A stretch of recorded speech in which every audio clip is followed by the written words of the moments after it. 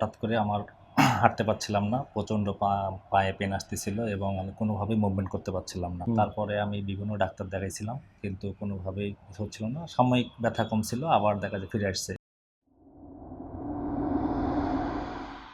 বিসমিল্লাহির রহমানির রহিম। দর্শক, ডিপিআরসি থেকে আমি পিএলআইডি বা ব্যাক পেইন বিশেষজ্ঞ ডক্টর মোহাম্মদ শফিউল্লাহ প্রধান। আমাদের আব্দুল মতিন সাহেব উনি জব করেন এবং আমাদের পুরাতন রুগীর রেফারেন্সে আসছেন, নাটোর জেলার রুগী। উনি পিএলআইডি রোগে আক্রান্ত। পিএলআইডি এবং আমরা কোমরের ডিস্ক প্রলাপসকে পিএলআইডি বলি, আর ঘাড়েরটাকে পিসিএডি বলি। মানে একটা হচ্ছে সার্ভাইকেল আর একটা হচ্ছে লাম্বার রিজন।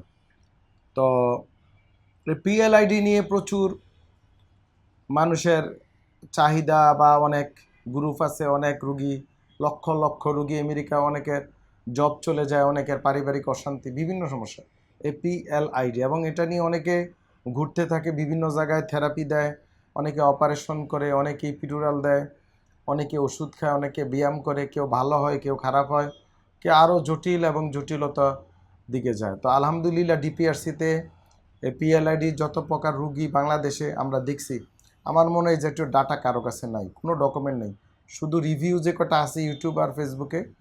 আমার ডক্টর শফিউল্লাহ প্রধান ইউটিউব এবং ফেসবুকে বা ডিপিআরসি ইউটিউব ফেসবুকে এই পরিমাণ রিভিউ অনেকের আজীবনের জন্য হবে না ইনশাল্লাহ। তো যাই হোক, অভিজ্ঞতা একটা ব্যাপার আছে। Practice makes a man perfect.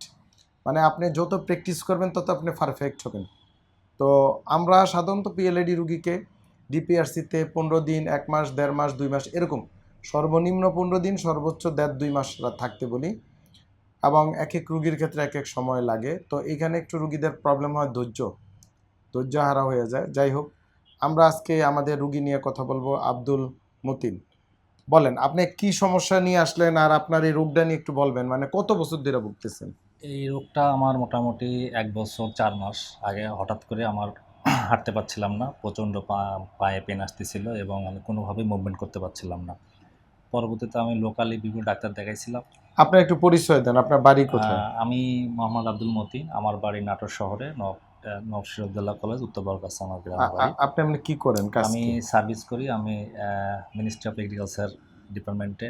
কোথায় আছেন এটা বর্তমানে? বর্তমানে পঞ্চগড়ে আছি এবং আচ্ছা আমাদের হেড অফিস রাজশাহী আচ্ছা আচ্ছা। ডিস্ট্রিক্ট আর কি। তারপরে কি ঘটলো? ব্যথা? তারপরে আমি দীর্ঘদিন হুন্ডা ড্রাইভ করতাম। হুম হুম। হুন্ডা ড্রাইভ করার কারণেই মূলত এই সমস্যাটা আমার তৈরি হয়েছে আর কি, যেটা আমি ফিল করি আর ফিল কি। করেন, জি।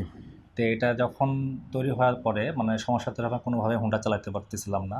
তারপরে আমি বিভিন্ন ডাক্তার দেখাইছিলাম, কিন্তু কোনোভাবেই কিছু হচ্ছিল না। সাময়িক ব্যথা কমছিল, আবার দেখা যায় ফিরে আসছে। এবং লোকালি যেসব ফিজিওথেরাপি দেখাইছিলাম, তাদের আসলে ওরকম অভিজ্ঞতা বা ওরকম ধরনের যে ট্রিটমেন্টটা আমার কাছে প্রপারলি মনে হয় নাই। সেই দৃষ্টিকোণ থেকে আমি আপনার ইয়েটা দেখছিলাম, দেখার পরে মনে হয়েছিল যে আমি ডিপিআরসিতে যাব। সেই দৃষ্টিকোণ থেকে আমি এখানে ভর্তি হই আপনার এখানে। তো আল্লাহর রহমতে 15 দিনে যে ট্রিটমেন্টগুলো আমি নিয়েছি, তাতে আমি মোটামুটি মানে 100 না হলেও 95% আমি মোটামুটি সুস্থ আর কি, এই অবস্থা আর কি। আচ্ছা, বুঝতে পারছি। দর্শক, আসলে পিএলআইডি রুগীর আমি আগে বলছি, সময়টা খুব ইম্পর্ট্যান্ট এবং এগুলার নিয়ম কানুন মেনটেন করে চলতে হবে। আর আমাদের রুগী সাধারণত খুব রেয়ার ব্যাক করেছে, খুব খারাপ কেস হইলে রুগী আসে, এর আগের আসে না। এখন আপনার কাজ হয়েছে নিয়মগুলো মেনে চলা, জি আমরা যে এক্সারসাইজ শিখিয়েছি সেটা করা, যদি সম্ভব হয় সাঁতার কাটা। জি। মানে এখন সাঁতার কাটতে বলে ময়লা পানিতে তো নামা যাবে না। আর সাঁতার কাটার সুযোগ আছে আমার। যদি ভালো ফ্রেশ জি সুইমিং পুল বা নদী হোক বা পুকুর হোক বা যেখানে, যদি ফ্রেশভাবে রেগুলার নিয়মিত সাঁতার কাটা যায়, আফটার ট্রিটমেন্টের পরে সাধারণত আর ফিরে জি রোগগুলো জি আর আসার কথা না। আর মোটরসাইকেল যদি চালাইতে হয় তাহলে আপনি ধীরস্থির চালাইতে হবে, নিয়ম মাফিক চালাইতে হবে। যারা এখনও মোটরসাইকেল চালান কিন্তু কোমর ব্যথা হয়নি, তারও নিয়ম মাফিক চালাইতে হবে। মানে আপনি কোমর ব্যথা নাই মানে আপনি হবে না এমন কথা না। সো আপনাকে সচেতনতামূলকভাবে চালাতে হবে। শুধু শুধু ঠেলাঠেলি বা ভাঙ্গা রাস্তায় ইচ্ছা মতো চালানো যাবে না। ফ্যাশন করার দরকার নেই, ফ্যাশন। আর আমাদের দেশে মোটরসাইকেলের প্রবলেম। আমি তো আলহামদুলিল্লাহ পৃথিবীর অনেক দেশে গেছি। আমাদের এই দক্ষিণ পূর্ব এশিয়ার দিকে ধরেন থাইল্যান্ড, সিঙ্গাপুর, এসব দেশে দেখবেন মোটরসাইকেল খুবই ছোট মোটরসাইকেল, 2 জন বসা যায়, কিন্তু আমাদের মতো এই ডিজাইন না। তাদের ডিজাইনটা খুব সিম্পল মোটরসাইকেল। তা আমাদের দেশের এই ডিজাইনটা সবচেয়ে বাজে। আমাদের মোটরসাইকেল আসে ইন্ডিয়া থেকে, কিন্তু ইন্ডিয়াতে এই ডিজাইনের মোটরসাইকেল চলে না। আমি তো চেন্নাই গিয়ে দেখছি, কলকাতায় দেখছি, তাদের মোটরসাইকেলগুলো সিম্পল, কিন্তু তারা বাজে মানে হুং হাং বানায়া দিয়া বাংলাদেশে পাঠায় মানজা শেষ করছে। প্লাস রোডেরও ব্যাপার থাকে, আমাদের এসব রোড তো ভালো রোড আগের চেয়ে ভালো আলহামদুলিল্লাহ, কিন্তু design of motorcycle, G ergonomical problem. তো আপনার মোটরসাইকেল চালান সমস্যা নেই, দেখে শুনে কিনবেন সিম্পল মোটরসাইকেল। ওই যে গর্তওয়ালা হেভি মোটরসাইকেল, হ্যাঁ, উষা নেশা সিট, অনেকে ডিজাইনটা একটা ফ্যাক্টর। Yes. মানে আমার মুভমেন্টটা, মানে আমি যেটা বসতাম, মানে হুন্ডাতে দেখা যাচ্ছে মাথাটা একটু বাঁকা হয়, বাঁকা হয়ে এইটা এটা করা যাবে এইটা না। আমার মানে আমি এখন ফিল করি যে আসলে আমার মোটরসাইকেল কেনার আগে বৈশা দেখবেন সোজা কিনা, এবং সিম্পল মোটরসাইকেল কিনবেন।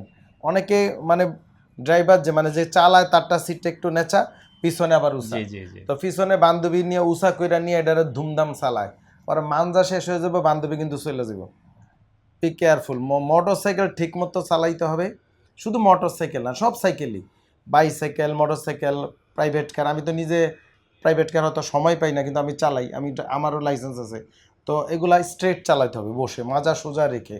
এই যে নিয়ম কানুনগুলো আমাদের মানতে হবে, এত অধৈর্য হলে হবে না। নিয়ম কানুন মানলে এই রোগগুলো আর ফিরে আসবে না ইনশাল্লাহ। আরেকটা কথা বলি, অনেকে গুলিয়ে ফেলে, অনেকে মনে করে ডিপিআরসিতে ফিজিওথেরাপি দেয় বা থেরাপি দেয়। নো, ডিপিআরসি একটা মাল্টিডিসিপ্লিনারি রিহ্যাব হসপিটাল বলেন, সেন্টার বলেন, এখানে মাল্টিপল লেভেলের চিকিৎসক একসাথে কম্বিনেশনে আমরা চিকিৎসাটা করি। এবং এইটা রিহ্যাবিলিটেশন, যেমন I have masters in disability management and rehabilitation. So এই জাতীয় ডিগ্রিধারী চিকিৎসক লাগবে, সেটা থেরাপির অনেক উপরের ডিগ্রি, অনেক আলাদা সাবজেক্ট। সো থেরাপি ভিন্ন জিনিস। উনি যেটা বলছিল যে উনি বিভিন্ন জায়গায় থেরাপি দিছে, ওটা আর আমাদেরটা ভিন্ন, অবশ্যই ভিন্ন। মানে এখানে তো পড়ালেখার ব্যাপার আছে, অবকাঠামোর ব্যাপার আছে, আপনার মেশিনপত্রের ব্যাপার জি। আছে, এক্সপোজারের ব্যাপার আছে, ডাক্তার অভিজ্ঞতা এবং টিম ওয়ার্কের ব্যাপার আছে। টিম ওয়ার্ক না হইলে হবে না। আপনি কোনো একটা জায়গায় থেরাপি দিবেন, একটা লোক কেবল দিব, ব্যায়াম করবো, বুঝবো না। আমাদের এখানে কিন্তু নিয়মিত রিসার্চ হয়, আলোচনা হয়, আমাদের নিজেদের মধ্যে আলোচনা হয়, অন্য ডাক্তারদের সাথে আলোচনা হয়। এই যে টিম ওয়ার্কিং, সারা ওয়ার্ল্ডে আলোচনা করি আমি, সারা ওয়ার্ল্ডে পৃথিবীর বিভিন্ন ডাক্তারদের সাথে আমার যোগাযোগ আছে যে কোন রুগী কী করতে হবে। আমার সাথে নিউরো সার্জন বহু ডাক্তারের সাথে নিয়মিত পিএলআইডি নিয়ে রুগী আদান প্রদান হয়, পাঠাই। আমার রুগীও আমি কিন্তু অপারেশন করে, ভাইবেন না যে আমরা শুধু কেবল রিহ্যাবই করি, নো, আমরা টিম অ্যাপ্রোচ করি। যেটা অপারেশন করলে বেটার সেটা অপারেশন, যেটা এপিডুরাল লাগলে এপিডুরাল, যেটা ট্রাই নিডেল লাগে নিডেল, যেটা ব্যায়াম লাগে ব্যায়াম, যেটা ওষুধ লাগে, যেটা আর্গোনমিক, সবাইকে মানতে হবে। সো এই জিনিসগুলো অনেকে না জেনে না বুঝে ইউটিউব ফেসবুক দেখে দেখে হয়তো আপনার বিভিন্ন জায়গায় চিকিৎসা নেন বা প্রোডাক্টের পিছে ঘুরেন, এটা করবেন না। ইউটিউব ফেসবুক দেখেন, সমস্যা নেই, ডাক্তারের কাছে যাবেন, যে ডাক্তাররা দেখছেন ওনার সাথে কথা বলবেন, ওনাদের রুগীদের রিভিউ দেখবেন, বাস্তবে গিয়ে দেখবেন। ওই ইউটিউব ফেসবুকের কারো কথায় প্রতারিত হবেন না। ধরেন ইউটিউব ফেসবুক অনেক সময় নিজের মতো করে আপনাকে বাজে একটা কথা বলে দিবে একটা ভালো ডাক্তারের বিরুদ্ধে, কিন্তু আপনি জানেন না আপনি জীবনে কি লস করলেন। হয়তো ওই ডাক্তারটাই আপনার ওনার মাধ্যমে শিফা হইতো, আপনি কি করলেন, আরেক জায়গায় গেলেন, এটা করবেন না। ওখানে যাবেন, ডাক্তারদের সাথে কথা বলবেন, গিয়ে দেখবেন, কথা বলবেন, বুঝবেন। উনি আজকে 15 দিন থেকে উনি বুঝছে আমরা কি করি আসলে এখানে। জি এর আগে আপনি বুঝতেন জিনিসটা? না, বুঝতাম না। আপনি হয় আমাদের বিরুদ্ধে হয়তো পজিটিভও চিন্তা করতে পারতেন, নেগেটিভও করতে জি, পারতেন। জি। এখন আপনার ক্লিয়ার একটা ধারণা হয়ে জি গেছে জি যে আমরা আসলে করিটা কি এখানে। মানে আছে না অনেকের ধারণা যে এরা মনে হয় শুধু কেবল টাকা নেয়, চিকিৎসা হয় না, বা বাটপারি, আছে না একটা মানুষের জি, জি, ধারণা। জি। তো এই যে একটা ভুল ধারণা, এটা ইসলাম সম্পূর্ণ নিষেধ করছে। কারো ব্যাপারে আপনি না জেনে না শুনে আরেকজনের কথায় সিদ্ধান্ত নেওয়া যাবে না। জি সিদ্ধান্ত নিজের দেখে শুনে, আল্লাহ ইয়া দিছে, চোখ দিছে, কান দিছে, নাক দিছে, জান বুঝেন, তারপরে আপনাকে সিদ্ধান্ত নিতে হবে। সবাই ভালো থাকবেন। ভিডিও একটু বড় হয়ে গেছে। আসসালামু আলাইকুম রহমতুল্লাহ বারকাত। ডিপিআরস লিমিটেড, আস্থা, বিশ্বাস ও নির্ভরতায় অবিচল।